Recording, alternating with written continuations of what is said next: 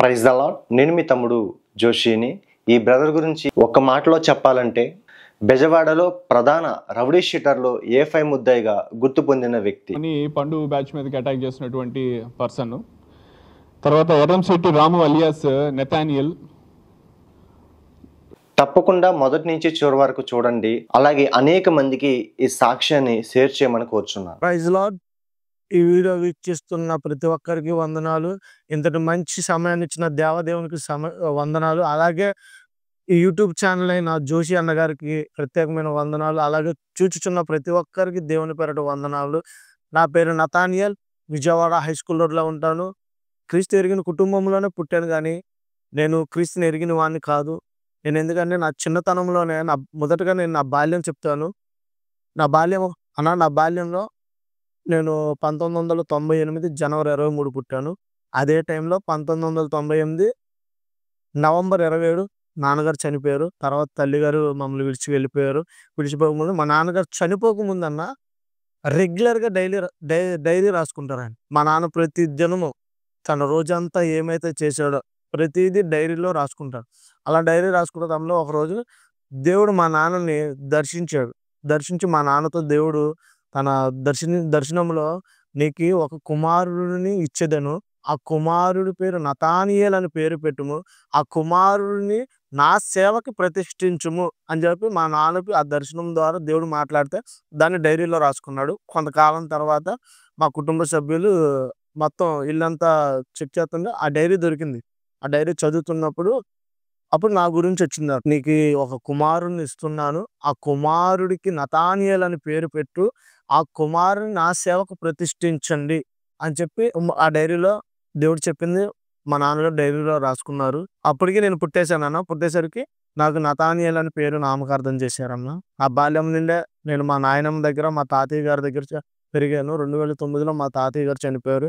ఇంకా నేను మా నాయనమ్మ ఇద్దరమే ఉన్నాము. చిన్నప్పటి నుంచే నేను ఎవరు లేరు, ఒంటరిగా నాకు మంచి చెడుని చెప్పేవారు ఎవరు లేక నేను త్వరగా పాపంలోకి వెళ్ళిపోయాను. నా 8th క్లాస్ నుంచే నేను సిగరెట్ తాగడం, మందు తాగడం అలా జరుగుతూ వచ్చింది. వచ్చిన తర్వాత నా 10th క్లాస్ అయింది. 10th క్లాస్లో ఉన్నప్పుడు ఒక వ్యక్తిని నా పక్క స్టూడెంట్ నేను ఒక చిన్న సందర్భం ఇద్దరికి ఘర్షణ రావడం వల్ల నేను ఒక బ్లేడ్తో కోసాను. కోయగానే తన ఛాతీ అంతా చిరిగిపోయి ఈ యొక్క మొత్తం తెగిపోయే లోపలికి ఇంకా ప్రిన్సిపాల్ వీళ్ళందరూ వచ్చి నన్ను స్కూల్లో నుండి వెళ్ళిపోవాలని ఫోర్స్ చేశారు. అలాగో నేను కంప్లీట్ చేశాను. కంప్లీట్ చేసిన తర్వాత కాలేజీకి వచ్చినప్పుడు కూడా అక్కడ కూడా నా యొక్క జీవితం ఎలాగ ఉంది, ఎంతోమందిని కాలేజ్ స్టూడెంట్లు కొట్టడం, వాళ్ళతో బ్లేడ్లు కోయడం, ఇవే నా జీవితం ఎలా కొనసాగుతూ ఉండగా నేను మా యొక్క స్నేహితులు కలిసి ఒక చోట కూర్చొని మేము మద్యం సేవించుతున్నప్పుడు మా ఎదురుగా ఉన్న వ్యాపారం ఉంది. అక్కడ నూడిల్స్ ఇవన్నీ చైనీస్ ఫాస్ట్ ఫుడ్ అమ్ముతారు. అక్కడికి ఒక విజయవాడలోనే ఒక పెద్ద యూత్ లీడర్ ఉంటాడు. తను ఒక ర్యాలీ పెడితే, బహిరంగ సభ పెడితే 1000 మంది బైకులు వేసుకొని తన వెంట యువకులందరూ తన వెనకమాల వస్తారు. అలాంటి యువకుడికి మాకి ఒక ఘర్షణ జరిగింది. ఆ ఘర్షణలో నేను ఒక పెద్దపాటి బాదు కర్రతో కొట్టడం జరిగింది. జరగనే తనకు ఆ హెడ్ అంతా పగిలిపోవడం, 30 కుట్లు పడ్డాయి. 30 కుట్లు పడ్డేటప్పటికి మాకు అలా జరిగింది. పోలీసులు వచ్చారు, నన్ను ఎత్తుకుపోతున్నారు. తర్వాత వారి అన్నలు వీరందరూ కుటుంబ సభ్యులందరూ తన వెనక తిరిగి వాళ్ళందరూ నా కొరకు వెతికారు. నేను ఎవరికి కనబడలేదు.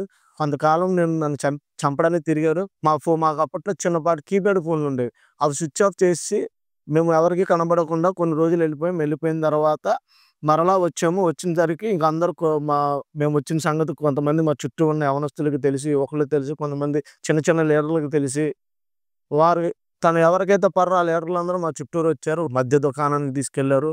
ఏంటంటే మందు తాగమన్నారు. నాకు అప్పటికి అలవాటు ఉంది కదన్నా, మందు తాగాను.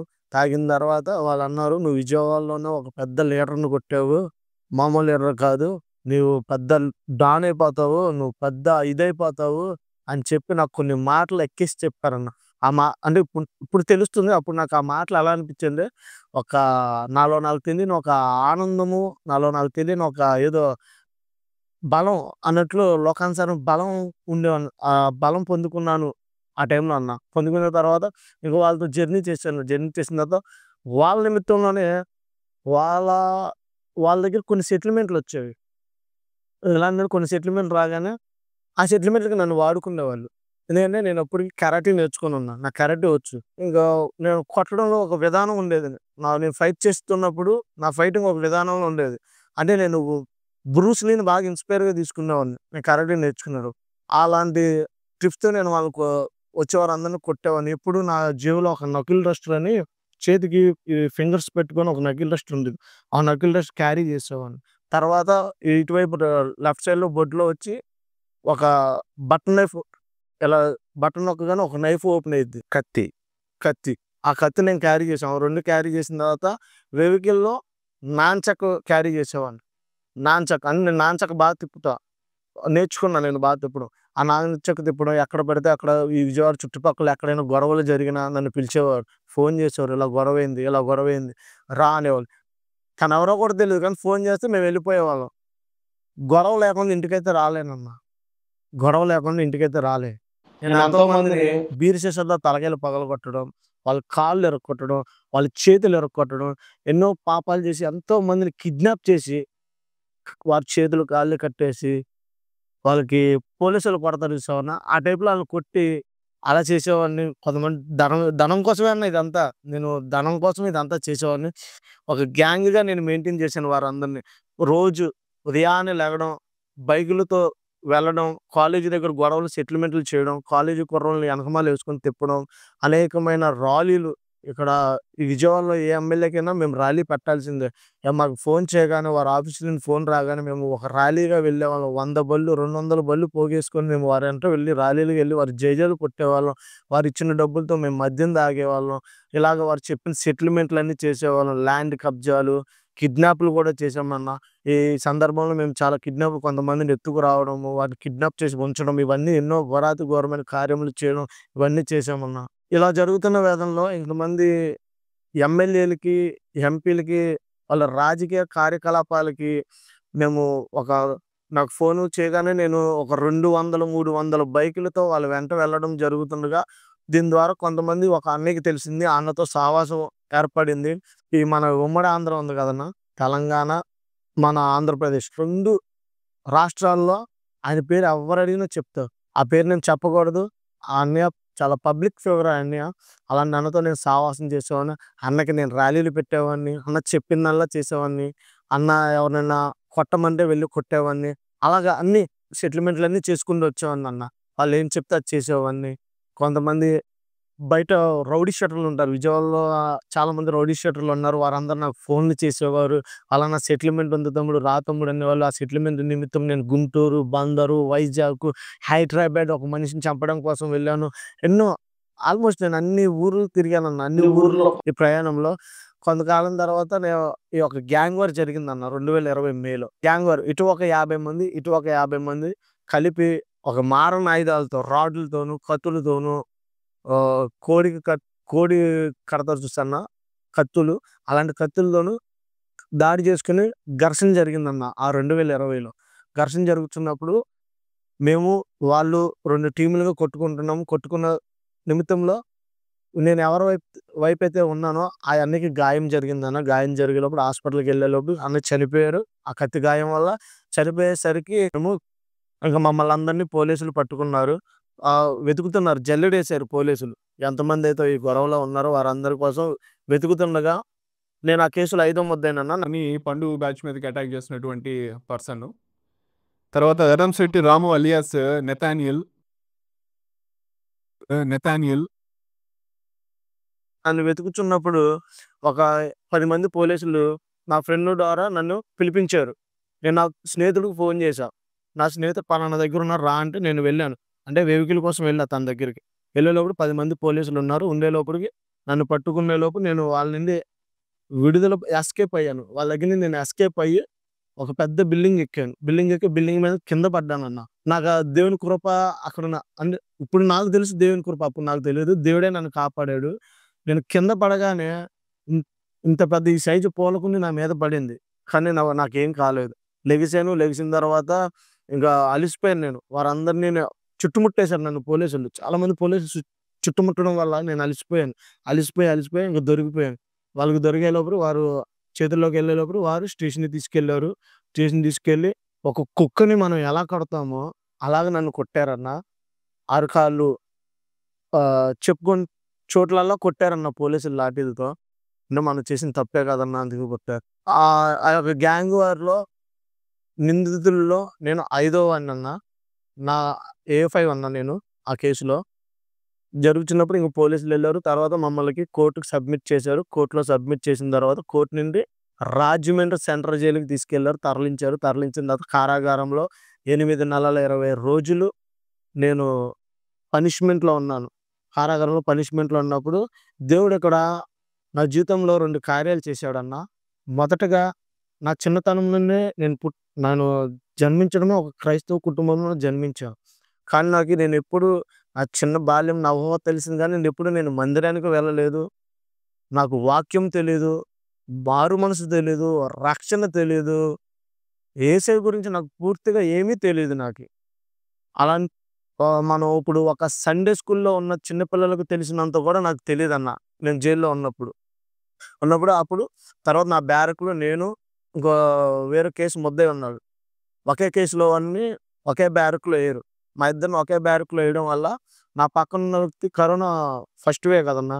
చాలామంది చనిపోయారు. కరోనా రాగానే మాకు పాజిటివ్ అని తెలిసింది. పాజిటివ్ అని తెలియగానే మమ్మల్ని ఎవరైతే ఉన్నామో ఆ బ్యారక్ నుంచి వేరే బ్యారక్‌కి తరలించారు. వేరే బ్యారక్‌కి తరలించగానే ఒక 2 డేస్‌లో మాకు కరోనా పాజిటివ్ అని తెలిసిన 2 డేస్‌లో తర్వాత నా పక్కన నాతో ఎవరైతే సహవాసం చేశాడో ఆ జైల్‌లో ఆ కుర్రవాడు చనిపోయాడు. నేను బ్రతికున్నా. జైల్‌లో నేను చాలా మందిని అబ్జర్వేషన్ చేశానన్న. ఎలా అంటే ఒక్కొక్కళ్ళు 2 మర్డర్‌లు చేసినోళ్ళు, 3 మర్డర్‌లు చేసినోళ్ళు, పెద్ద పెద్ద నేర చరిత్ర కలిగిన వాళ్ళందరిని నేను అక్కడ చూశాను. వారందరూ జైల్‌లో యేసుక్రీస్తునే అంగీకరించి అక్కడ ఒక చర్చ్‌లా ఏర్పాటు చేశారన్న జైల్‌లో. ఆడ నుండి బబ్లు అన్న అని ఇదే విజయవాడలో ఒక కేసులో నిందితుడై జీవిత ఖైదీ జీవిత ఖైదీ అంటే జీవితాంతం జైల్‌లో ఉండేటట్లు జీవిత ఖైదీ ఆయన మీద పడింది. పడగానే ఆయన ప్రతి బ్యారక్‌లోకొచ్చి ఆయన సువార్త ప్రకటించేవాడు. తమ్ముడు ఇలా ఉండాలి, అలా ఉండాలి, ఇలా ఉండాలి. ఒకరోజు నా కేసులో అందరికి బెయిల్‌లయిపోతున్నాయన్న.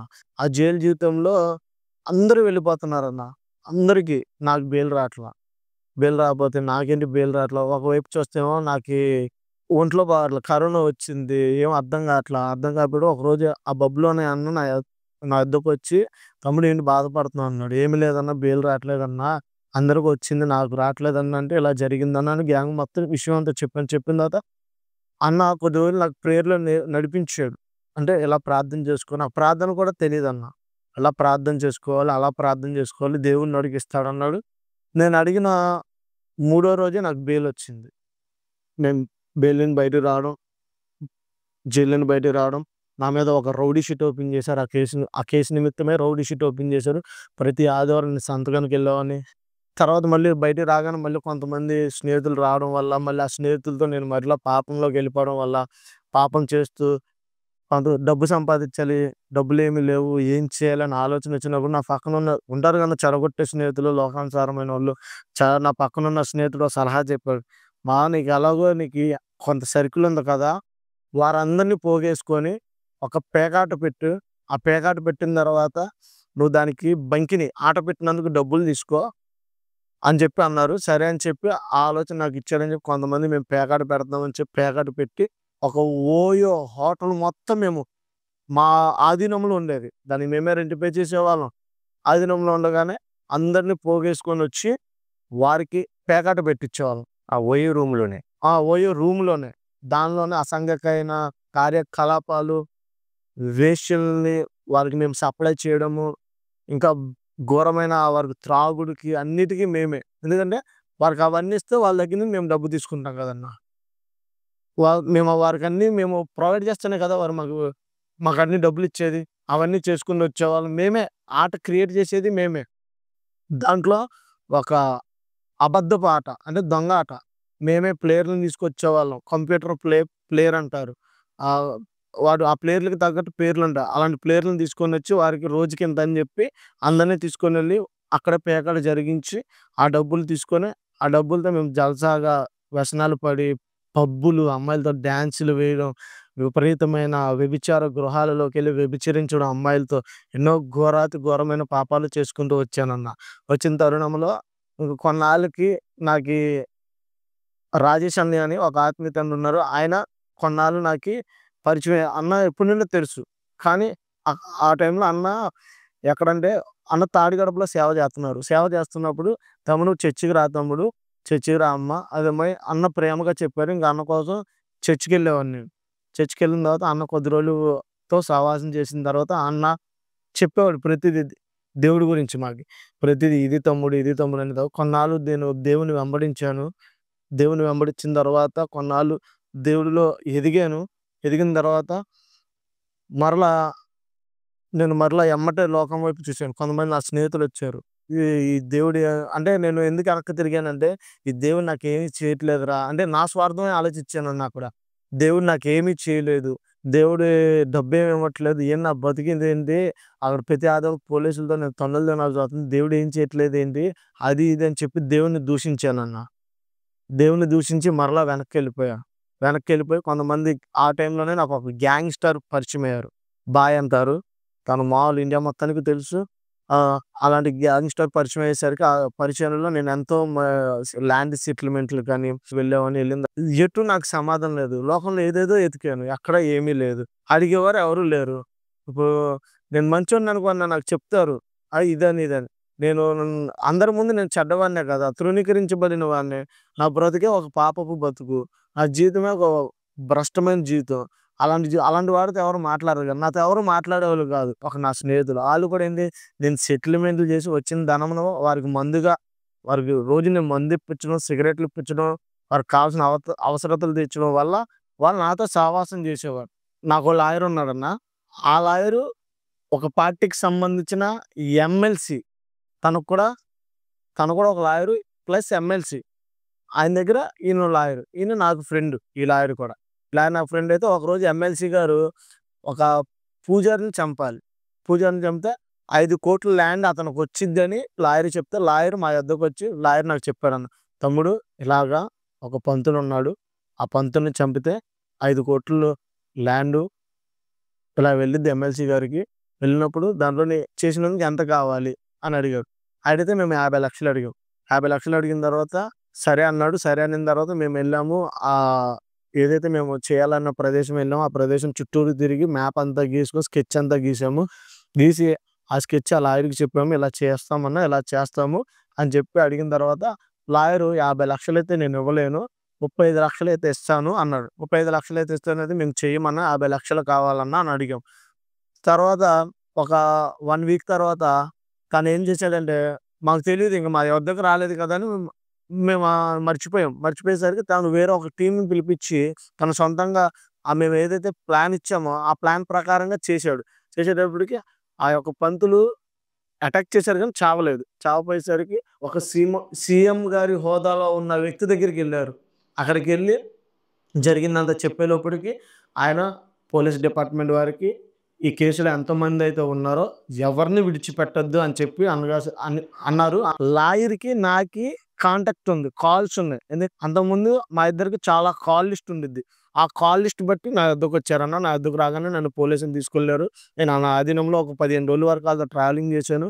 లాయర్ కోసం లాయర్ దొరకలేదు. దొరకకపోయేసరికి నేను కేసులో నన్ను ఇరికిచ్చేయమని పైనుండి ఫోర్స్ వచ్చింది. అంతమందుంటే అంతమందిని కేసులో ఇరికిచ్చానని చెప్పి అనగానే దేవుడు మహాకృప అంత పెద్ద కేసులను నన్ను బయట తప్పించాడన్న. ఇంకా ఆ కేసు నుంచి బయటకి రాగానే కొంతకాలం మరలా ఇన్ని తప్పుడు పనులు చేస్తూ అనేకమైన మర్డర్‌లు చేసుకుంటూ వచ్చారు. ఆ రక్తం చూస్తున్నప్పుడు మీకు భయం అని ఏమనిపించలేదా? భయం అంటే అన్న ఇంక నేను పుట్టినప్పుడు ఒంటరిగా పెరిగాను. ఒంటరిగా పెరగడం వల్ల నేను అర్ధరాత్రి 2, 3 దాకా రోడ్ల మీద నేను ఒక్కడినే తిరిగేవాడినన్న. ఒక్కడినే విజయవాడ చుట్టూ మొత్తం నేను ఎక్కడికైనా వెళ్ళాలనుకున్న ఒక్కడినే వెళ్ళిపోతా. నా పక్కన ఎవరిని నేను తీసుకొని వెళ్ళను. నేను ఒక్కడినే ఎంత దూరమైనా వెళ్ళిపోతా.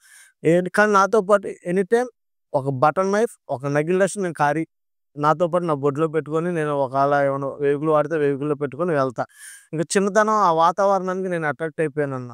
ఇలా జరుగుతున్న సమయంలో అన్న ఒక అన్నయ్యతో నేను ప్రయాణం చేసేవాడిని. అన్నయ్యతో ప్రయాణం చేస్తున్నప్పుడు అన్నయ్య కారు కొనుక్కున్నాడు.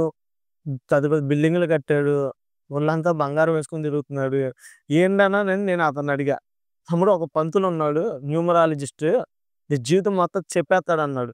సరే నేను ఆయన మాటలకి కొంచెం ఆకర్షితుడయ్యి నేనేం చేశానంటే, సరే అన్న నేను వస్తాను నన్ను తీసుకెళ్ళు అన్నా అనగానే నన్ను తీసుకెళ్ళాడు అక్కడికి. తీసుకెళ్తున్నప్పుడు ఆయన ముందు నుంచున్నాను. ఆయన ముందు నుంచున్నప్పుడు నా జాతకం అంతా చెప్పాడు. "మీరు చెప్తే నవ్వుకుంటారన్నా. నీది నరేంద్ర మోడీది ఒకటే జాతకం ఉంది అన్న" అన్నాడన్న. నిజమన్నా. నీది నరేంద్ర మోడీది ఒకటే జాతకం. ఈ నక్షత్రంలో పుట్టినోళ్ళు గొప్ప గొప్పోళ్ళున్నారు. ఈ రాశిలో పుట్టినోళ్ళు గొప్ప గొప్పోళ్ళున్నారని నాతో చెప్పారు. నేను దాన్ని ఇన్‌స్పైర్ అయిపోయి అదే ఆ మాటలకి నేను ఆకర్షితుడినయిపోయి ఆ ఆనందంతో కొన్ని ప్రదేశాలు జెప్పాడు. ఎక్కడికెక్కడికెళ్తే నీ జీవితం బావుంటది. నువ్వు పెద్ద స్థాయికెళ్ళిపోతావు అనగానే, ఇక నేను తిరిగింది కూడా ఈ గూండాయిజంలోను, రౌడీలతోను, నక్సలైట్‌లతోను, గ్యాంగ్‌స్టర్‌లతోనే కదన్నా నేను తిరిగింది. నేను కూడా పెద్ద లీడర్‌నయిపోతాను. ఒక ఎమ్మెల్యే స్థాయికి ఎదిగిపోతాను అని చెప్పి, నాలో నాకు తెలియని ఒక ఆలోచనొచ్చేసింది. ఆలోచన రాగానే ఇంకా అన్న చెప్పినప్పుడు ఒక 60,000 పెట్టి నేను పూజ చేపిచ్చుకున్నా. 60,000 పెట్టి పూజ చేపిచ్చుకొని, ఆయన పలానా రోజు రమ్మంటే నేను పెందలకాడ పొద్దున్నే నేనసలు మిట్ట మధ్యాహ్నంలో పడుకొనుంటా అన్న ఆ టైంలో నేను లోకంలో ఉన్నప్పుడు. ఆ మిట్ట మధ్యాహ్నం అలాంటి టైంలో నేను ఉదయాన్నే 5 గంటలకు లేసి, స్నానం జేసి, నా స్నేహితుడి దగ్గర కారు తీసుకొని, ఆ కారేసుకొని ఒక విజయవాడ నుండి ఒక 75 కిలోమీటర్లు దూరం. అంత దూరము పోయి ఆడికెళ్ళాను. ఎళ్ళగానే ఆయన నాతో ఒక పూజ చేపిచ్చాడు. నీ మీద శనిగ్రహాలున్నాయి. అవన్నీ ఇవన్నున్నాయి, అవన్నీ ఉన్నాయని చెప్పి నా 60,000 తీసుకొని నా కొరకు పూజ చేశాడు. పూజ చేసినప్పుడు నాకో రుద్రాక్ష ఇచ్చాడు. ఆ రుద్రాక్ష నా మెడలో వేసుకున్నా. తర్వాత ఒక కరుంగలి మాలిచ్చాడు. అలాంటిది కరుంగలి మాల ఒకటేసుకొని, రుద్రాక్ష మాల ఒకటేసుకొని, నేను ప్రతి శనివారం నాన్ వెజ్ తినను. అంటే ఆయన చెప్పింది నేను పాటించాను ఆ టైంలో. ప్రతి శనివారం నాన్ వెజ్ తినను. నాన్ వెజ్ తినకుండా నేను శనీశ్వరుడి గుడికెళ్ళేవాడిని ప్రతి శనివారం. నా జాతకంలో శని అధిపతి అని చెప్పాడని చెప్పి అంటే ఆ మాయ మాటలో నేను పడిపోయానన్న. బైబిల్ చదివిన తర్వాత అవన్నీ అబద్ధం అని తెలిసింది.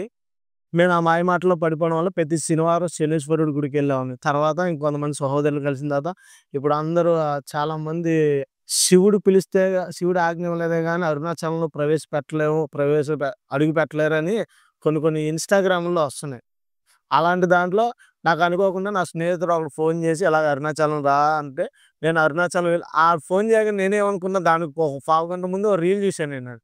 శివుడు ఆజ్ఞ లేనిదే అరుణాచలం రాలేరని. ఓరి బాబు నాకు పిలిచేసాడు. అయిపోయింది మన జీవితం మారిపోయింది. నెక్స్ట్ ఎలక్షన్‌లో మనం గట్టిగా పోటీ చేయొచ్చు. ఈలోపు డబ్బు సంపాదిద్దాం అని చెప్పి అరుణాచలం వెళ్ళానన్న. నా స్నేహితులతో పాటు అరుణాచలం వెళ్ళి ఒక 14 కిలోమీటర్లు గిరి ప్రదక్షిణ చేశాను. అంటే నాకు తెలీదన్న. నేను లోకానికి, సాతానికి ఎక్కువగా నాకు దేవుడు తెలీదు కదా! నేను సాతాను బంధకాల్లో ఎక్కువ ఉండిపోవడం వల్ల నేను గ్రహించుకోలేకపోయాను.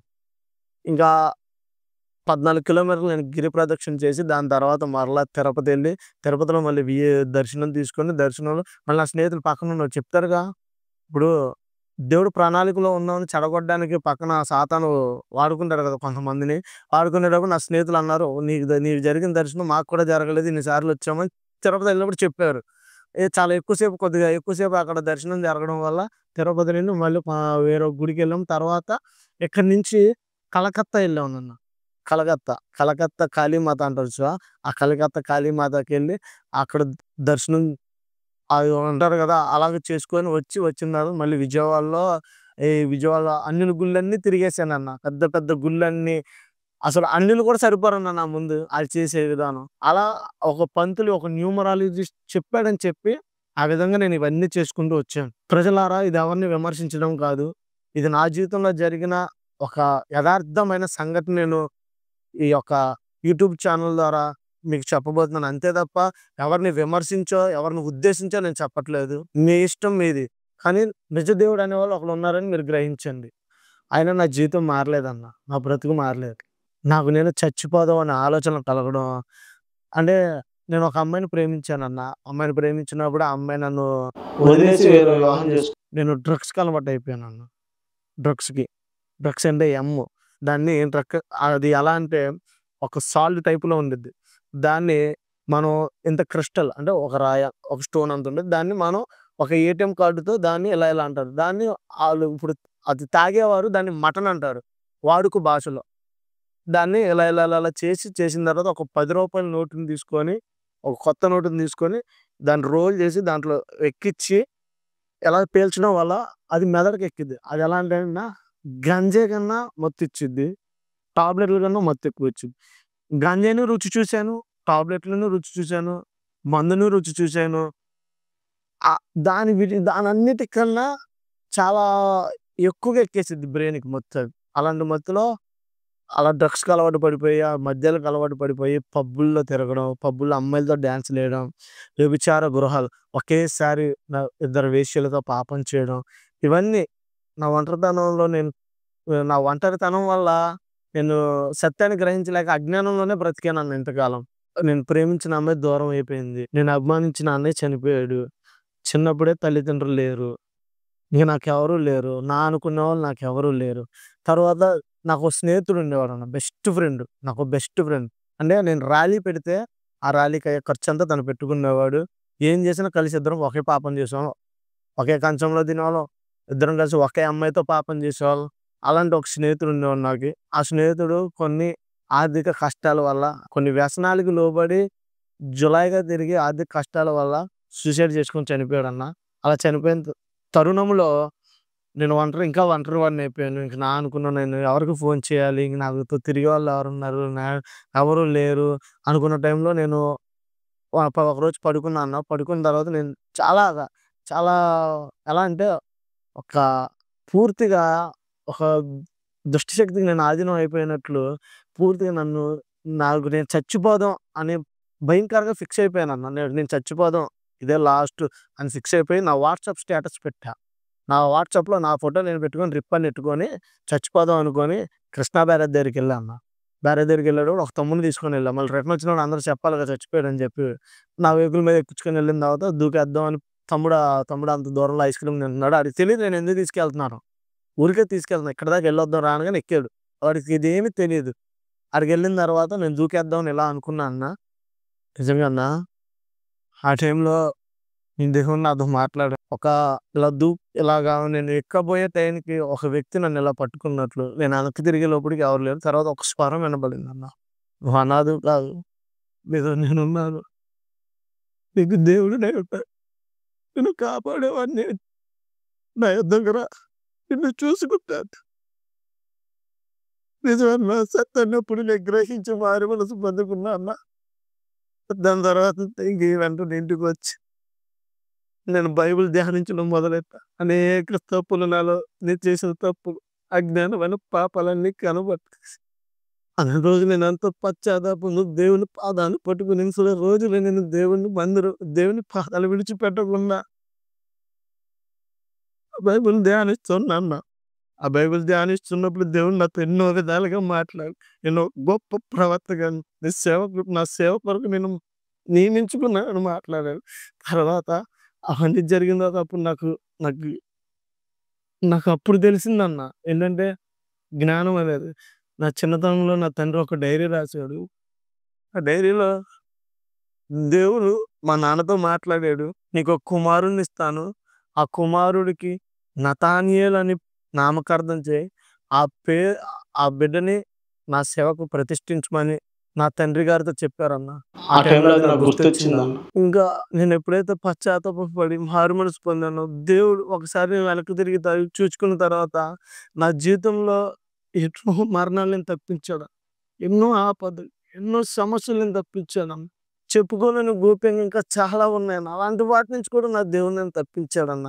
ఇంక నేను ఒకటే తీర్మానం చేసుకున్నాను. బ్రతికితే క్రీస్తు కొరకే, చావైనా లాభమైన క్రీస్తు కొరకే అని ఒక పౌలు గారిలాగా తీర్మానం చేసుకున్నాను.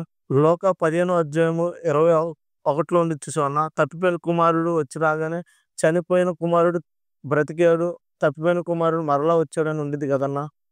ఆ వచనం నాకు చాలా ఆనందం కలిగించిందన్న. అంటే పాపం విషయంలో నేను చచ్చిపోయాను, లోకం విషయంలో నేను చచ్చిపోయాను. దేవుడి విషయంలో నేను బ్రతికాను, దేవుడి కోసమే బ్రతకాలి. నా యొక్క తీర్మానం ఏంటంటే అన్న, దేవుడి కోసం బ్రతకాలి. నాలాంటి బంధకాల్లో ఎంతోమంది ఉన్నారు. ఎంతోమంది నా వల్ల ఎందుకంటే నేను ర్యాలీలు పెట్టినప్పుడు చాలామంది యవనస్తులు నా వెనకమాల వచ్చేవాళ్ళు. 200 బళ్ళు, 300 బళ్ళు వేసుకొని. అలాంటి యవనస్తులందరినీ నేను మార్చాలి. వారందరికీ దేవుని సువార్త ప్రకటించాలి అని చెప్పి వారి కోసం నిత్యము మోకరించి ఆ దేవుడు అందరిని అప్పచెప్తున్నాను. వారందరూ మారు మనసు పొందుకోవాలి, నిజాన్ని తెలుసుకోవాలని. ఇక్కడ నేను మతం కాదు మార్చేదన్న. వాళ్ళ మతిని, వారి హృదయాన్ని, నిజాన్ని తెలుసుకునేటట్లు నేను వారిని మార్చాలనేదే నా యొక్క గురి, లక్ష్యం. వాళ్ళు నిజమైన దేవుణ్ణి తెలుసుకోవాలి. ఇది క్రైస్తవం అనేది మతం కాదు, ఒక మార్గము. అదొక జ్ఞాన సంపాదమైన మార్గం అని వారు ఎరగాలి. యేసుక్రీస్తు ఈ భూమిని రాజుగా ఏలబోతున్నాడు. తన నీతిని, సమాధానముని ఈ భూమి మీద విస్తరింపబోతున్నాడు. ఆయన పని నిమిత్తంలో నేను కూడా నా ఆఖరి నేను చనిపోయి మన్నయ్యేంత వరకు నేను ఆయన కొరకు బ్రతకాలి. సజీవ సాక్షిగా ఆయన కొరకు జీవించాలి అని తీర్మానం బలంగా చేసుకున్నానన్న. ఇంక బ్రతికైనా చావైనా ఆయన కొరకే.